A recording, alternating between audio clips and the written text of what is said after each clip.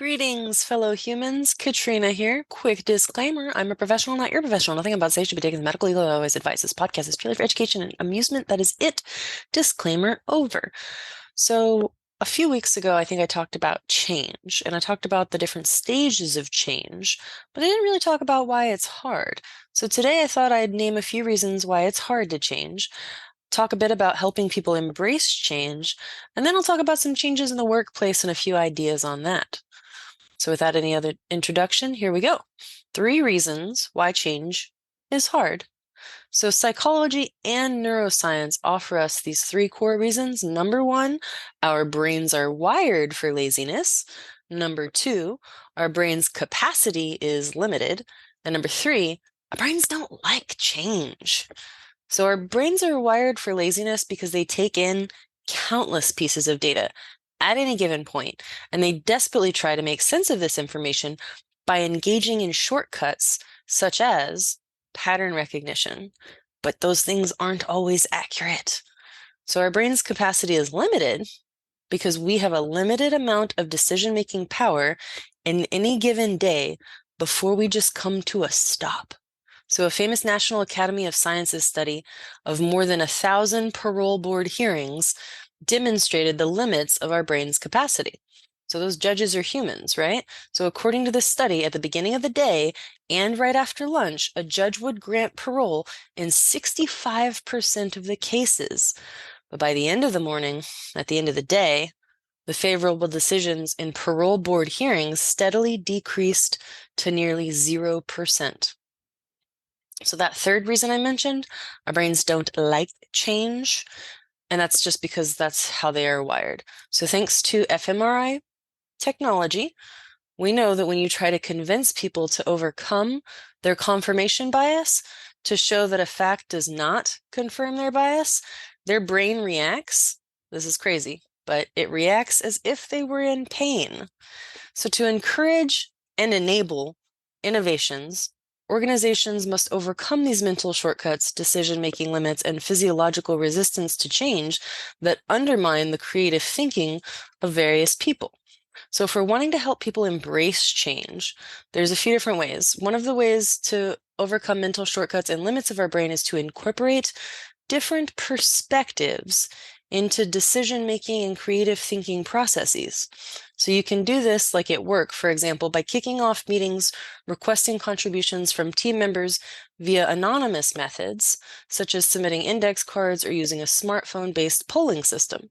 So these methods give those who are less comfortable speaking up an equal opportunity to contribute ideas. Another way is to deliberately develop weak ties in your organization, an approach related to network theory. So weak ties are connections to people with whom you have very little in common. And data shows that organizations that are able to connect weak ties are more innovative. You can do this by making sure you have weak ties represented in your next meeting, or by purposefully holding brainstorming meetings across business units, geography, or products. And I'll say one area of personal experience where I did use this method of coming to somebody who I had a weak tie with was when I would study in college. So I would find the person who I would never want to hang out with on a social level and say, hey, would you like to study? And so that weak tie helped us be very productive because when we got together, the point was to study, and that is what we did. So thirdly, a people-focused approach to enable innovation is to transform conflict into like creative thinking. And so an example, by seeing an argument as 2 people coming at the same issue from different perspectives. So rather than arguing over whether, let's say that there's an image of various bars, and instead of arguing over whether there are 3 bars or 4, they could ask, why is it that you see 3 bars? So by changing the language from a sense of conflict, we can instead work to understand why people have differing opinions. So that can come into play if you're doing politic talk as well. Instead of you shouldn't believe that, what makes you believe that way? What makes you think that way? So we can have civil discourse. It is possible. So I wanted to talk a little bit more about the workplace and some concepts of divergence, convergence, and lazy testing. Laziness can be a useful tool. So innovation is also built on creative processes. Among the most effective processes are divergence, convergence, and like I said, lazy testing. Many organizations mistakenly conflate. Oh, I should explain what divergence is. So divergence process is casting the widest net possible to generate the greatest number of ideas. And then the convergence process is narrowing down the ideas to select a few to be pursued. So when you're in an organization engaged in change and innovation, you have to be very purposeful when you're in a divergent stage versus a converging one. So a number of different brainstorming tools are available for the divergent stage. There's an acronym, and this acronym is SCAMPER.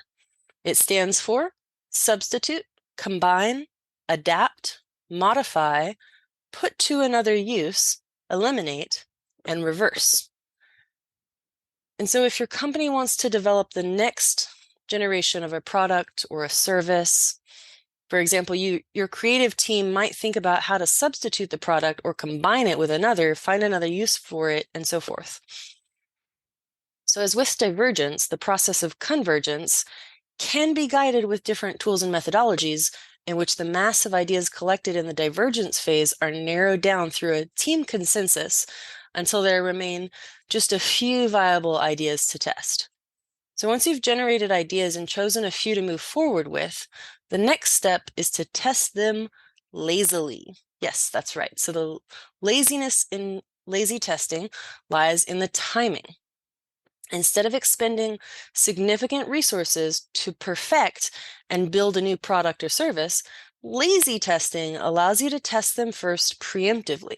So there's these researcher dudes named Procter and Gamble. They have built a reality supermarket in which customers pretend they're walking through the aisles.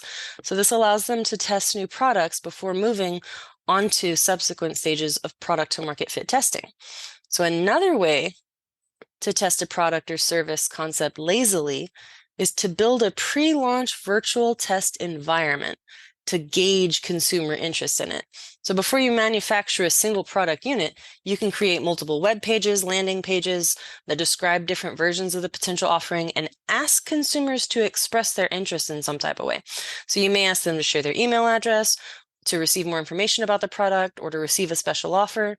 The version of that offering that receives the highest engagement is the one that you would then launch. So imagine how much more likely your product success rate would be after kind of walking through that process a bit. So to be an innovative company in the 21st century, I would say it requires a concerted effort to bring the right people together and teach them effective creative thinking skills and decision-making processes. So the moral of the story that I got from all of that is that change isn't as bad as our brains might tell us that it is. So I hope you enjoyed that information about change. If you want to support the show, click the button on the website. And remember, I appreciate each and every one of you simply for existing.